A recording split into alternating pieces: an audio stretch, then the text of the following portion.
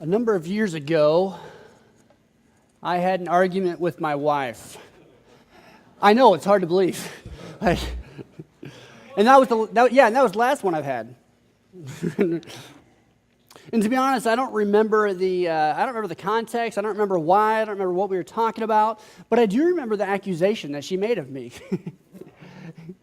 And I remember it, just to be clear, I remember it because, especially at the time, it was an accusation that was true. So here was the accusation. The accusation was, she said, you romanticize things. And now, she read this introduction. She said, I want to make sure you clarify what I meant.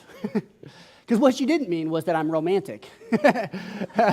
and she didn't mean that I love romance, but what she meant was that when I begin to entertain a thought in my mind of something that I don't have, or something that's off at a distance, in my mind, it's always better than what reality really is.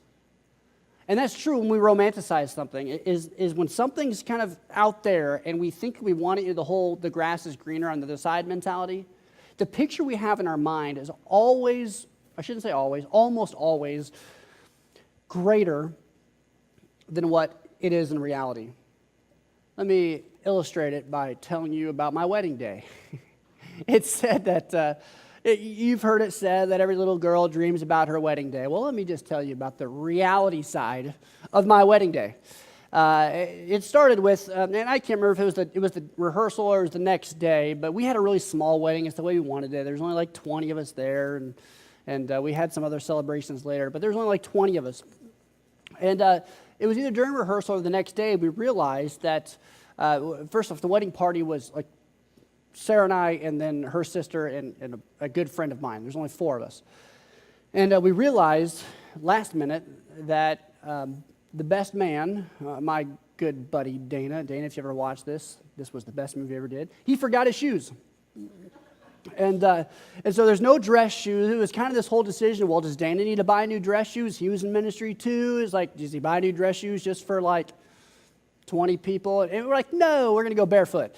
And so that's what we did. And so if you see my little kids running around, the apple doesn't fall far from the tree. We all run around barefoot. So including myself wearing a suit and my wife in her wedding dress, we're completely barefoot. And so that was the first little thing. It's like when you romanticize about your wedding, you don't often think about walking down an aisle in a suit with no shoes on. No socks either, by the way. But and then it came a little bit later, like when you plan for your reception for your wedding, you always pick food, or you should pick food that you like. It's kind of your choice. And it was a smaller wedding, and what Sarah and I really liked, we liked Qdoba, and so we had Qdoba. They catered our meal. But what they don't tell you when you're planning your wedding is you don't actually get to eat your food. What you do is that while everybody else is eating, you have to go around and say thank you for coming, give the hugs, and by the time you finally get to your food that's now cold, then it's time to cut the cake and you're off to the next thing, that you spent all this money on the food for everybody else and you swing through McDonald's on your way out of town. Is basically how it works. And so there's the reality side, but then the reality really came. So bear with me here. Everybody's going to wonder where I'm going in a second. Then comes the first night on your honeymoon. You're heading out. We're leaving, and this is when I learned to never make a last-minute hotel reservation. And I made the last-minute reservation because this was on the road to. We were going to Disney World. We were heading to Orlando. And I made kind of the last-minute hotel reservation. I won't tell you where it was. It was a chain that ends with in and starts with days. But never again will I go. And here's what happened is in the middle of the night, Sarah, it was like a panic. She said, Devin, wake up. Turn the light on. I turned the light on. She has her hand over her head. Now, what you need to know is my wife is absolutely terrified of spiders. Oh, yeah, you see where this is going. So, yeah, first honeymoon night. This is what you romanticize about, girls. And she turned the light on, and she flings her hand, and this gigantic spider lands on the floor, to which then, she's all freaked out, and she goes into the bathroom, to which there are many more. there are many more gigantic spiders, which, first honeymoon night over, we're leaving. and so we hop in the car and we start driving to Orlando with no sleep. By the way, that was like 3 o'clock in the morning.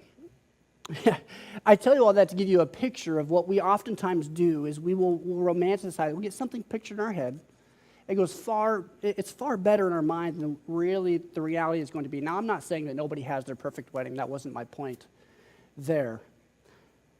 But I want to make this observation that we don't often make when it comes to the discussion we're going to have today. We're on this series titled The Gospel-Centered Life. And when it comes to marital status, we oftentimes romanticize both sides of the coin. Particularly, let's just hit both sides here for a second. You know, for singles, it can be easy to look at our friends on Facebook and we see their highlight reel, which, by the way, that's what social media is. It's just a highlight reel. You're not seeing the low points. Like, you're seeing all the good pictures. You're seeing the fun trips that are taken. You know, no one posts about their fights or the smells from their husband or no one posts about the wife's bad habits or, for the love of God, morning breath. Like nobody shares about morning. Yeah, nobody shares about morning breath. And or like the quirks. Like, nobody coaches you ahead of time about, like, once you get married, the weird quirks at night. Here's by the way, I got permission to share all this with my wife, so people aren't going, does Sarah know he's sharing all this? Yes, she knows. I remember early on when we were married, like the first year. It was our first house. We were only for like a year, and we're asleep, and all of a sudden I hear this giggling. My wife giggles in her sleep, and I got to find out the hard way. Nobody apparently ever told her either. And I remember laying there going, "I'm going to die tonight." Like, there's this giggle. And it wasn't too many nights later that my wife has these vivid dreams, and she was dreaming that, I guess, a lamp fell off a table, and I woke up to her hand on the back of my neck that she was catching that lamp. People don't tell you those things. But before you get married. So let me just tell you, if you're single in the room, it's not always all that it's cracked up to be. On the flip side, and this maybe isn't quite as fun to think about, and yet I think there is a sense that after you've been married for a while, there becomes a sense in which you actually romanticize what it would be like to be single again. I'm not saying like you're dreaming about leaving your spouse or anything, but what you begin to romanticize about is, man, what it would be like to be that flexible again. What would it be like to be able to determine your own schedule without having to ask the boss? That sort of mentality. It's this whole idea of the grass is always greener on the other side, which serves well as an introduction for the next 2 weeks. Because today we're going to be talking about a gospel-centered view of singleness.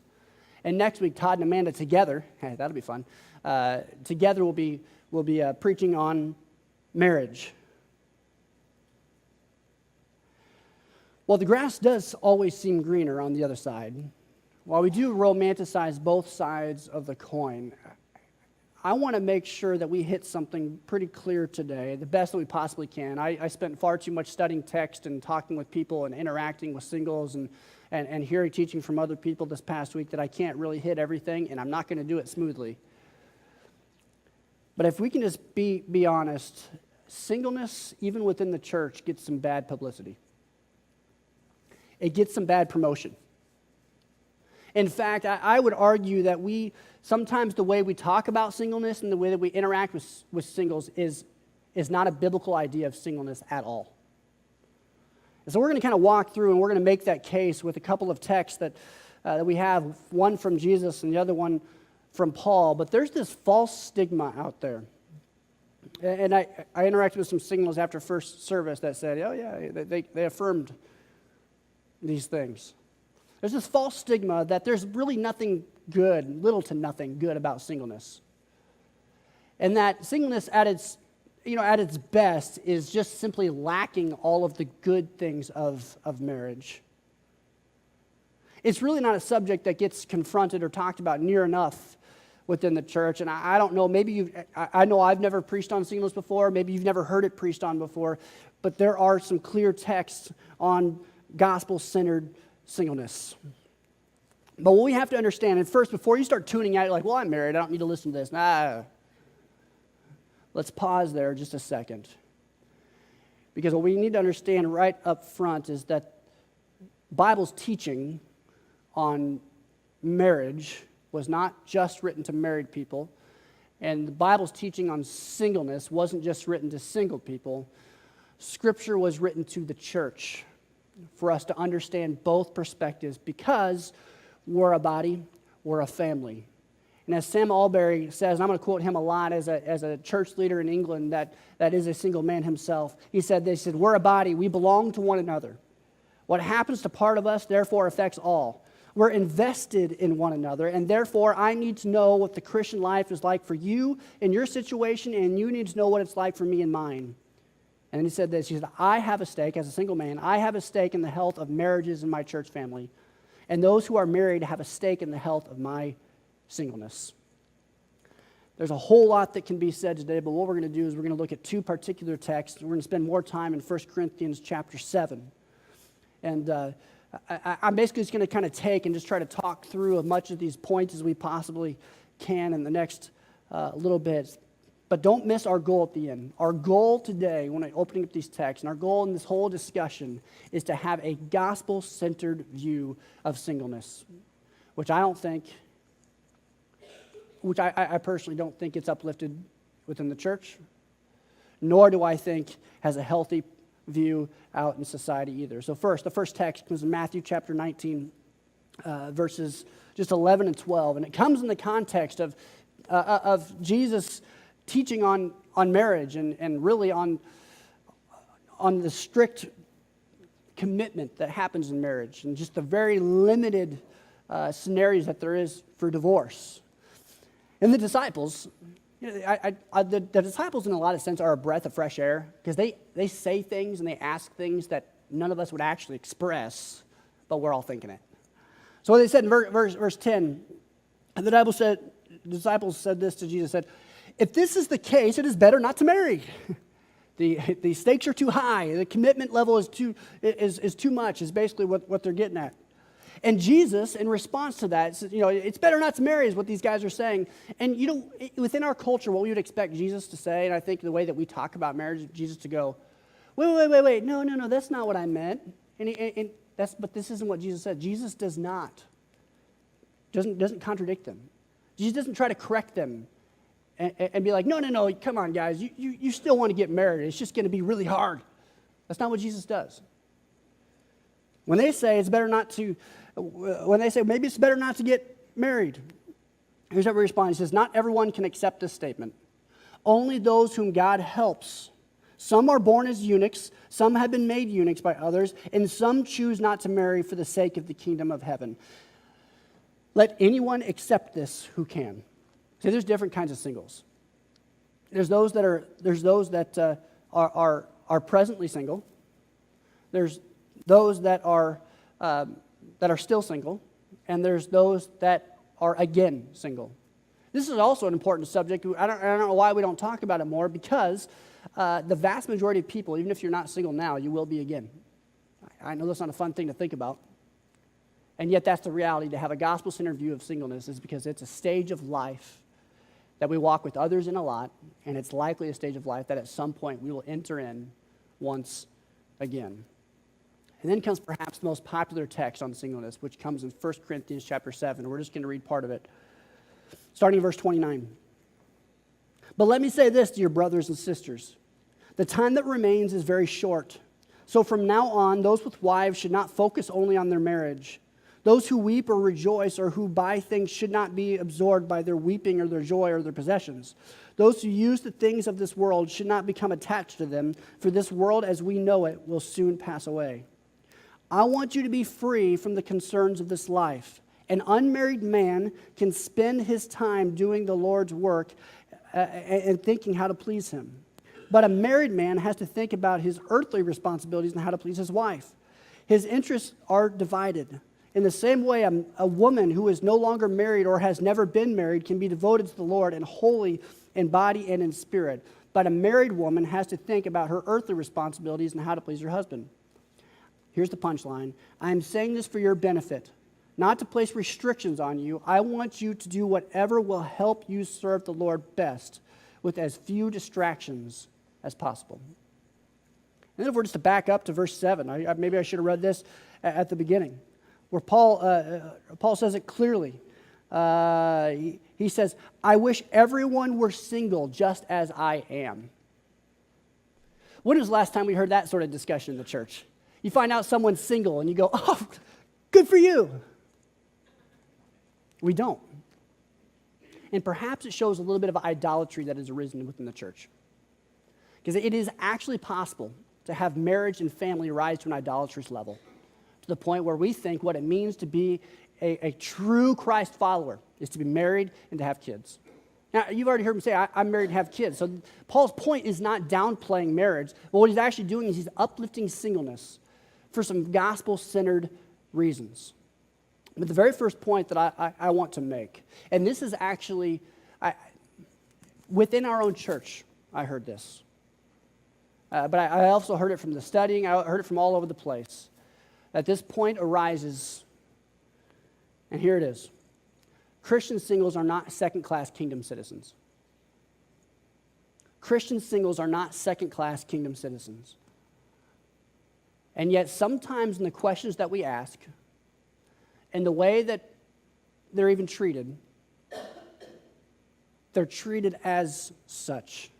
The reason doesn't really matter, but it seems that there's this underlying idea that singleness is a problem to be fixed. And actually, sometimes it's not even underlying. Sometimes it's blatant.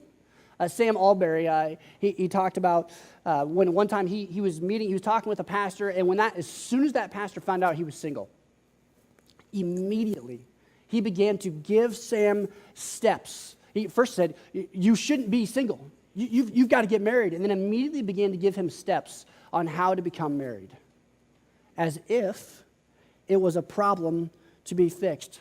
But simply, if we look at what Scripture has to say about singleness, marriage and singleness both are called a gift. Now, some people, just to be clear, some people are single and they don't want to be. And they're like, is that gift come with a return policy? Like, can I return it? But we have a misunderstanding of what a God-given gift is. A God-given gift is not for our benefit. Whether it's spiritual gift, whether it's the gift of singleness, whether it's the gift of marriage, it is not for our own fulfillment. It is not for our own benefit. Now, to be clear, when we live and we express our gift, it will bring fulfillment to live the way that God has called you to. However, the gifts that God gives us is for His glory and for the benefit of the church. And Scripture, particularly when it comes to marital status, speaks of these gifts as the stage that you are presently in. Just to be clear, when we exercise whatever gift or whatever stages that we're in, whether it's singleness, whether it's a spiritual gift, whether it's the gift of preaching or the gift of hospitality, or whether it's the gift of marriage, we will never be more fulfilled than when we are living the way that God has called us to live in light of the gifts that He has given us. But when it comes to singleness, we have to be very careful not to get apologetic, because we do. One of the first things that we say, or that we'll kind of push on someone is just kind of like, oh, I'm sorry that you're not married. And we've got to be very careful, because this is not a biblical idea. This is not a gospel-centered view. We often make statements like, when are you going to get married? Or I've heard it repeatedly. In fact, I heard it this past week. Somebody saying to another, it was a youth. Someone was saying, oh, you will get married. Like, well, why are we assuming that? Why are we assuming that must be a thing? Because this is not at all a 1 Corinthians 7 perspective. And this certainly wouldn't be a view of Paul or Jesus. Because keep in mind, Paul and Jesus both were single men. Single men. And Sam, just to make the point clear, Sam Alberry says, singles should not be thought or spoken of as loose ends that need tying up. Singles should not be thought of, so that's the first part. I mean, it's one thing to not speak of it, it's another thing to not think it. Singles should not be thought of or spoken of as loose ends that need tying up. Alberry, in a number of contexts, mentions a tendency that people had to view him. I'm just going to kind of fire from the hip here. That he talked about different perspectives. He has a book titled 7 Myths About Singleness. I highly recommend it, no matter single or married, just to pick that book up so we can understand this perspective from somebody who's not only a church leader, but also someone who's living a life of singleness. But here comes the hard part about it. There comes this view, the stigma, that perhaps singles aren't living life to the full. And with that, maybe even comes the idea that they're not even mature as others because they haven't had as much life experience. That's kind of the projection that we push on people. And now again, would anybody ever walk up to the Apostle Paul or to Jesus and say, I don't think you're quite living life to the full? I don't think so. So therefore, when we start to have those hints of people need to, you should be married. Would anybody ever say that to Jesus? God in the flesh, Jesus, you should have been married. You're really missing out. And now the reality is that some people think that you're missing out because what people have a problem with isn't so much the singleness by itself. What they have a problem with is the celibacy. Because Scripture does reserve sexual intimacy in the context of marriage. And therefore, a gospel-centered single is someone that is committed to a life free from sexual intimacy. And so, how on earth can you expect someone to do that? Because, by the way, if we go back to last week's discussion about the LGBT community, we must have a gospel-centered view of singleness if we are going to effectively minister to those in the LGBT community. Because if we don't, what we think is when we're trying to reach out to someone within the LGBT community, is say they identify as gay or lesbian or as homosexual, what becomes our solution? Our wrong solution is, to fix them, we must make them heterosexual. False. God does not call us to an orientation. God calls us to holy sexuality, which as a single means you live a celibate life. Within the context of marriage, it means you are committed to your spouse and your spouse alone, and that's the only context for sexual intimacy to be expressed. Gosh, I about went off on a tangent there. But the other side is because somebody isn't married or doesn't have kids, then they're not mature because they haven't had that sort of life experience. They don't have a family, so how can they? It's literally that's the mindset some have. Well, you don't have a family. Except for that's to miss the point of how Jesus redefined family. Jesus redefined family. And he did so when his mother, and by the way, this isn't not downplaying family. Jesus certainly cared for his mother. We see that as a statement on the cross. That's not the point, but he, in a sense, redefined family to broaden it. Not to exclude the nuclear family, of course not. That would contradict everything that Paul had said about marriage and about raising up kids, certainly. But he broadened what it means to be family to the context of the church. Because when Jesus' mother comes and Jesus is teaching in a house, the disciples come up to Jesus and say, hey, your mother's here. And Jesus says, who's my mother? Who are my brothers? He says, these. And he looks at the crowd and says, these are my mother, sister, brothers. These who do the will of my Father, I call brother, sister, and mother. He expands what it means to be family. So let me just go back and just hit on one big point here when we're going back to the idea of fulfillment is that Jesus shows us that marriage, romantic fulfillment, sexual experience is not intrinsic to being fully human. That you can be fully human without those things because Jesus certainly was. But he also broadens what it means to be family. He broadens what it means to be family, and he does so. Actually, let's go further. Let's go to Paul. Paul's favorite image for the church is the idea of the household of God. The household of God.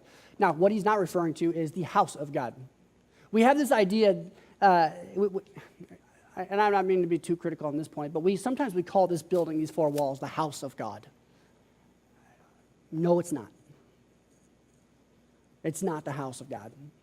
This is a building that the household of God meets in. That the The household of God is the church, those who are doing the will of the Father. Therefore, those who are part of the household of God are brothers and sisters. They have spiritual fathers, they have spiritual grandparents, they have spiritual kids, whether they are in a biological family like such or not. Sam Albury says this: we become part of his, Jesus, when we follow the will of God. It is our spiritual orientation rather than our physical birth that now becomes ultimately defining.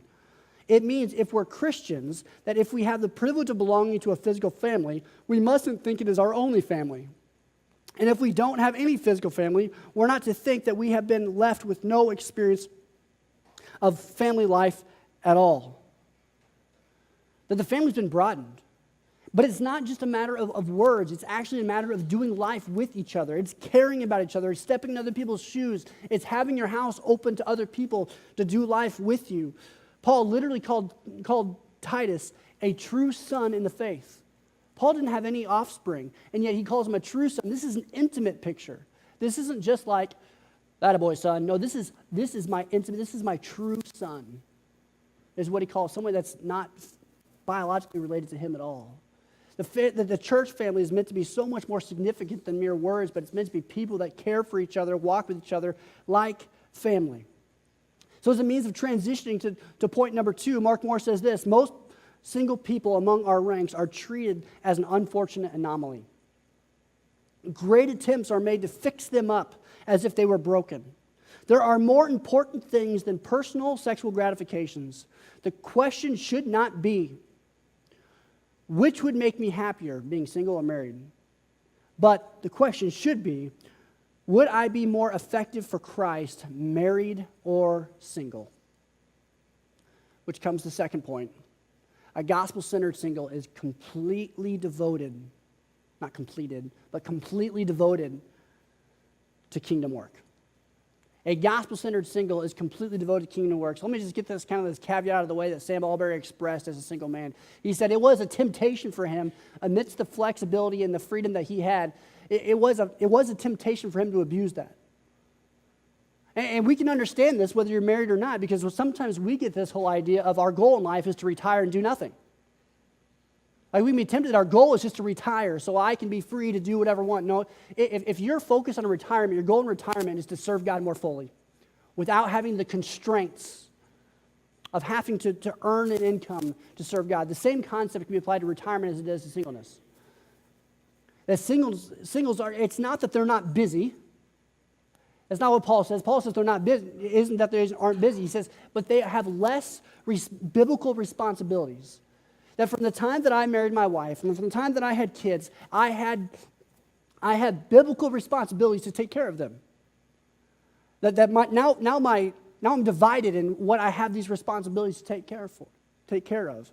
And so when Paul says that it is good to remain single, he's referring to it's good to have less constraints, so that way you can fully minister to others. He told a story about one of his friends he told a story about somebody. I can't remember who told the story actually. Now that I'm thinking about it, but that he had been married at the time. It wasn't Sam Albury, it was somebody else. That he had been married, and he had a friend that wasn't yet married, and there was a crisis or a tsunami overseas, and his friend could just like that hop on a plane and go. When you're family, it's not an option. Well, I've heard stories from another preacher who was talking about singleness. We would tell stories about families who had gone overseas to be missionaries, but only to have some sort of crisis strike or somebody that has to come back to the States to be cared for. That there are times that being married and having kids or having a family becomes a conflict with fully ministering to others. Again, not saying that your family isn't your ministry. However, Paul is uplifting here the idea that singleness is a good thing in order to be free from any sort of constraints. Let me give another example. When I was 19 and I was in my first year of school, I was at a school in Northwest Iowa, and when I truly repented and I turned from my sin, I began to follow Jesus wholeheartedly. I was on fire. I still remember it was bizarre for me to think about. just recently. I would have friends that are just in classes with that were asking me about the gospel and all these various things. And I remember I was on an NCAA leadership team, and I hopped on an airplane with a couple others, and we went to Chicago. And at the end of one of the nights at this leadership conference, when tons of others were going out to party or going out to the bars or whatever, I went back to my room, and literally, as cheesy as it can sound, I went back to my room, and everybody else was going out partying. I went back and was reading my Bible, to which I was looking out the window. I thought, it's 10, 11 o'clock, and I think about 11 o'clock. I'm 19 years old. I think I'm going to go down and walk the streets of Chicago to try to have gospel conversations with people. I'm afraid to drive downtown in Jackson now. Just kidding, but there's a difference there. Part of me, when as a single, zealous guy, there was nothing holding me back. If something happened to me, something happened to me. But now, if something happens to me, something happens to my wife, something happens to my kids. And all of a sudden, you start thinking all about all these what-ifs. And there is a very real sense in which the sense of kingdom urgency, if you will, goes down when we have split devotion, split responsibilities. Craig Blomberg, on this text in 1 Corinthians 7, he says this, referring to verses 32 and through 35. He says, verse 32 to 35 offer a crucial guidance for people in any time and culture trying to decide whether or not to marry. Instead of adopting the countless other criteria society suggests, Christians should ask themselves in which state, single or married, they can best serve the Lord. Michael Green recommends asking the following question: could I be equally useful to the Lord if married, or would it inevitably curtail my usefulness to Him? He then comments, the quantity of time available for Christians' involvement may be reduced once we are married, but its quality may be enhanced. At all events, and here's the punchline, he said, I have no right to marry unless I have honestly faced the question of the impact marriage will have on my Christian life and service. So when it comes to younger people in the room, and when it comes to your son or daughter, or when it comes to your grandchild, when they begin to ask you, or they begin to ask the questions about whether they're to marry or not, this should be a prerequisite.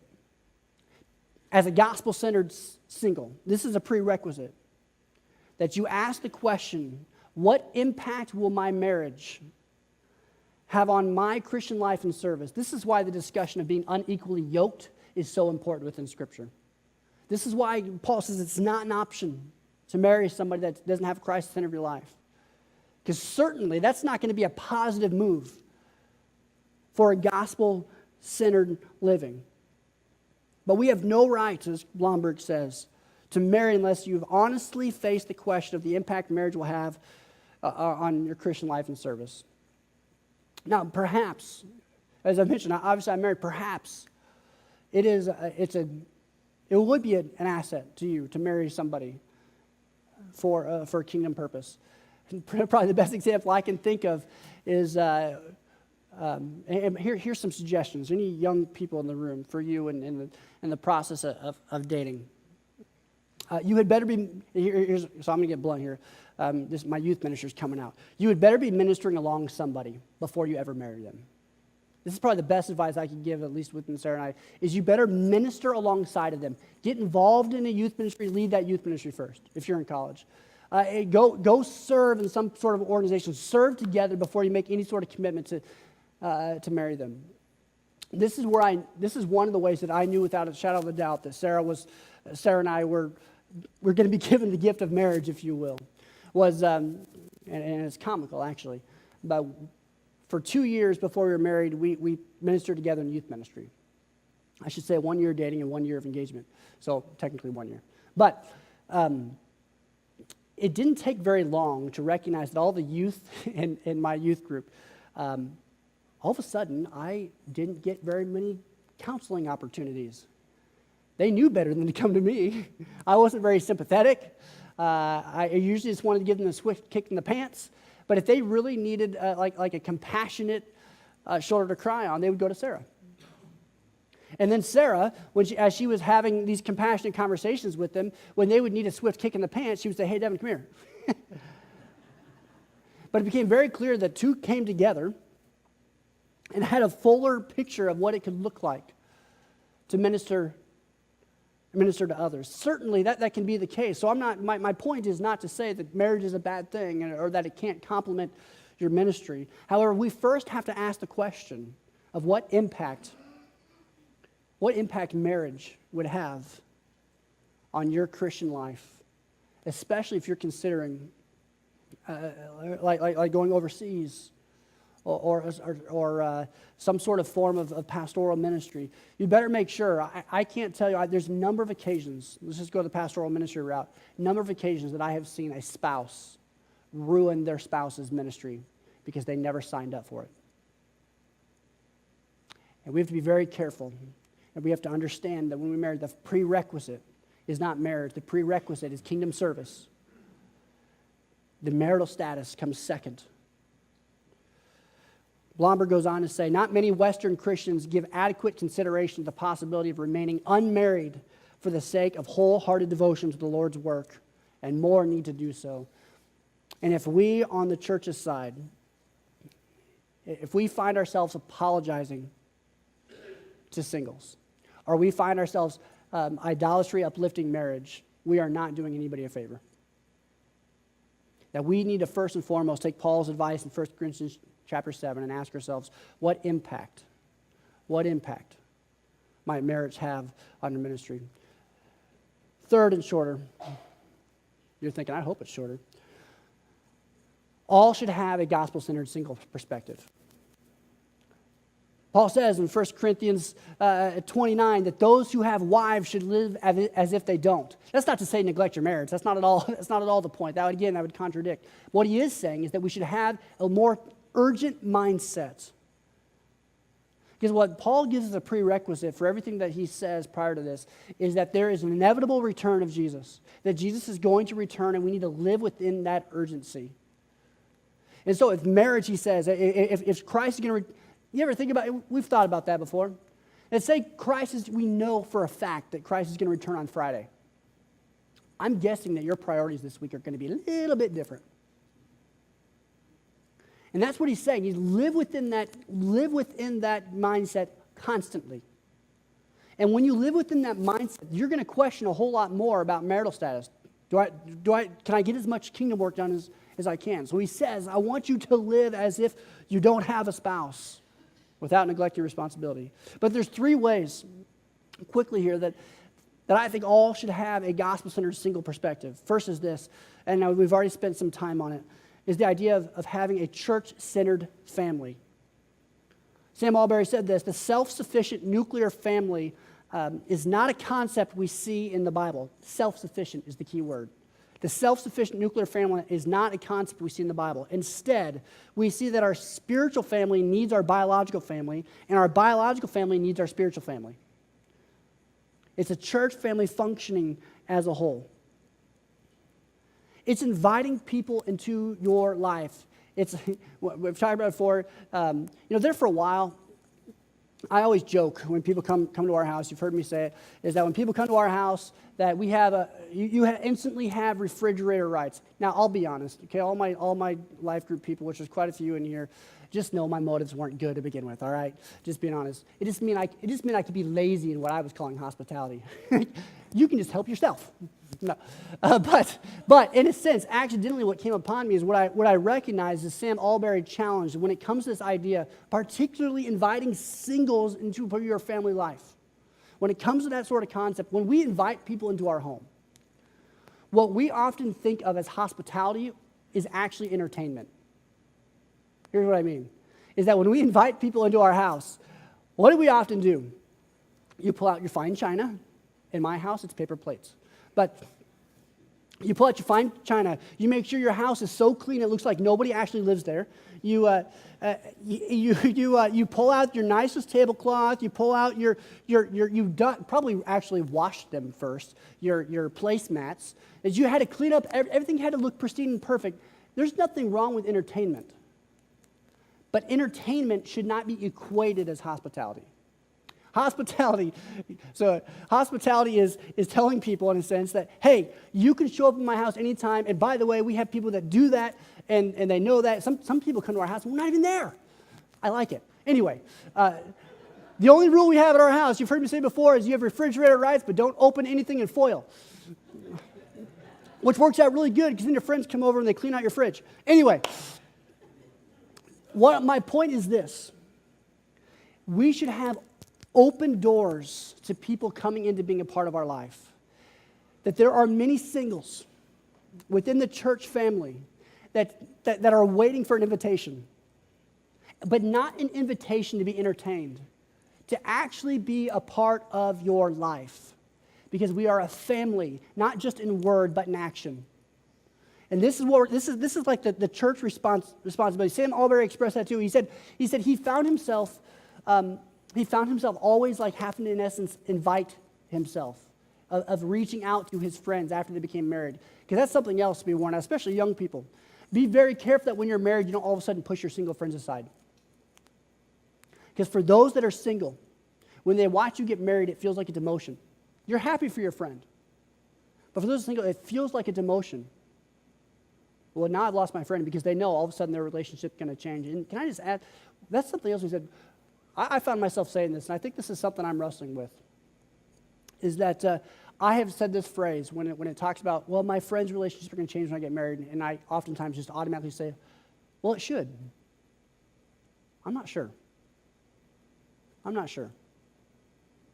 Certainly we have first responsibilities, but maybe we shouldn't be pushing our Christian brothers and sisters aside simply because we are now into a married relationship. Perhaps we should invite them to be along. See, we have this mentality that, oh, just go and enjoy it. This is your time.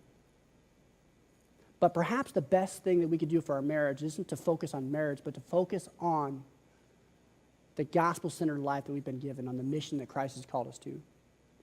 I'm preaching next week's sermon. I guess I had to get my portion in. Second, I'll move on here. The second piece here within that, of having a gospel-centered single perspective, is to have the sufficiency of the gospel, to feel sufficient in the gospel. Philippians 4:13, the most misquoted out of context passage in all of Scripture. It says, I can do all things through Christ who gives me strength. That's not talking about how much you can bench press. It's not talking about you being able to go and do the best ministry in all the world. That's not what Philippians 4:13 is talking about. What it's talking about is what Paul had just mentioned, which was contentment. Paul says, I can be content whether I have much. I can be content whether I have little. I can be content in all things, for I can do all things through Christ who gives me strength. He's saying, I can be content in all situations with Christ. Second, Jesus says in John chapter 6, verse 35, he says, I am the bread of life. Whoever comes will never go hungry again. Whoever believes in me will never be thirsty. See, bread for us today is like an option. Nah, I don't want any bread. Like when they come, you go over to Finley's, and the first thing they ask you, would you want some bread? Well, of course I want some bread. Some people say, no, I'm gluten-free, or whatever the case may be. Back then, bread wasn't an option. It was a staple for life. So what Jesus is saying is that bread is life, and he calls himself the bread of life, that Jesus is all we need to truly be human. Sometimes when it comes down to a wedding, all right, young people, grab some of this stuff too. When it comes to our vows, sometimes we say things to our spouse that they can never fulfill. Your spouse can never fulfill you. Your spouse was never meant to meet all your needs. That's not the job of your spouse. There's only one that can fulfill everything that you need, and that's Jesus. And so many times we expect our spouse to fulfill the role of Jesus within our life. Your spouse cannot be everything that you need. Jesus is the bread of life. And sometimes we say awfully heretical things just because it's in the context of romance. Let's be careful. So that's a sufficiency in the gospel is a way that we can have a single perspective. Third and last is have urgency of kingdom work. In verse 29, Paul says, time is short. The return was imminent of Christ. He believed that it was going to happen any moment, and we should believe the same. And so Craig Blomberg says this. He says, for all of us, single or married, if the end of the world truly could come in our lifetime, we should have an urgency about the Lord's work that contemporary Christians seldom reflect. N.T. Wright said, there will never be a time when Christians can settle down and treat the world as though it's going to last forever. And then N.T. Wright's translation, in terms of application here, he says this, this is what Paul says, I'm not placing restriction on you. My aim is that nothing will get in the way of your appropriate behavior and steady devotion to the Lord. Paul sees commitment to Jesus as the prerequisite to any sort of marital status that we have. So 3 things in terms of application quickly. Know, be, and do. First, know. Know with your mind that God has gifted everyone in the season they're in. Whatever season you're in, God has gifted you in that season. Know with your mind that singles are not second-class kingdom citizens, but they're actually able to live more freely for the gospel's sake, and something Paul encouraged and something that Jesus lived. And get this one, while marriage gives a picture of the relationship of Christ and the church, singleness proclaims the sufficiency of the gospel in somebody's life. Second, be in your heart. Be content in the situation you're in and feast on the one that gives true life. Jesus gives the bread of life. May your first question in life be, how can I serve the Lord most unhindered? And third, do with your hands. Reorganize your life around the gospel and on the church family that stewards it. Reorganize your life around the gospel and on the church family that stewards it. Pursue God above all else. Last comment, let your life song echo the words of Paul, who says, I want to do whatever will help me best serve the Lord with the fewest distractions as possible. Perhaps you need to get together as a married couple and ask yourself that question. As a single, maybe you need to ask yourself, have you really been worshiping at the idol of marriage? Or have you truly been worshiping at the feet of Jesus? To be content with what you have in order to live completely, wholeheartedly for Him. Let's pray. Father God, we just thank you for who you are and the way that you work. God, I just pray that now as we enter into this time of reflection, that you would search our hearts and you would show us where we have wayward ways within us. God, this is such a difficult and huge conversation for us to wrestle with, for there are some that are hurting, that are single, they don't want to be. First, God, I just pray that you would give them, that you would help them see the sufficiency of the gospel, that you give us everything that we need. And then, God, second, I do ask that you would give the desires of their heart, but help them to be content in this stage of their life and see it as a gift, all for your glory and for your service.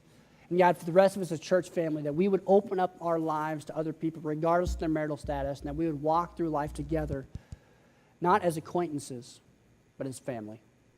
God, work in us and through us. And I pray all this in your Son's name. Amen.